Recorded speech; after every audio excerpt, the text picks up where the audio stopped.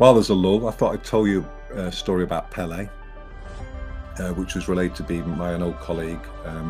Obviously, I'm taking his word for it, it's true.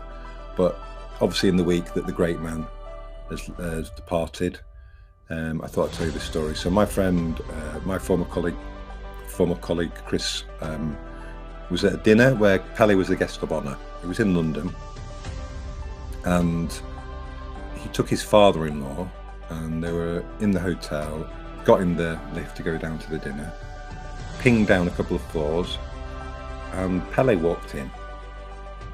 And Chris was obviously very excited, sports journalist, instantly understanding the significance that this is probably the only chance he's ever going to have a conversation with Pele. And he's just building up the courage, and he's just about to say something, and his father-in-law sticks out his hand to shake Pele's hand and says, "Peel, you were the business." And Pele was very nice about it, apparently.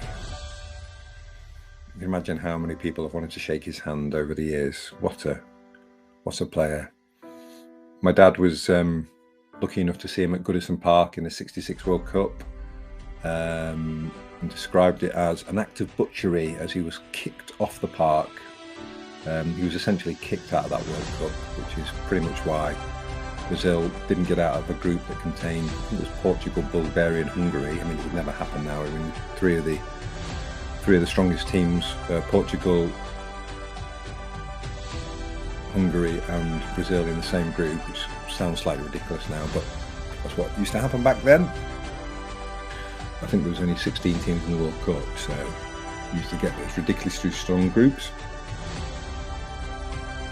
But that stat, which I just struggled to get my head around, that when he was 16, he was the leading scorer in the Brazilian league for Santos. It's just insane. There we go. We will never see that happen again, a 16-year-old top scoring in a major football league.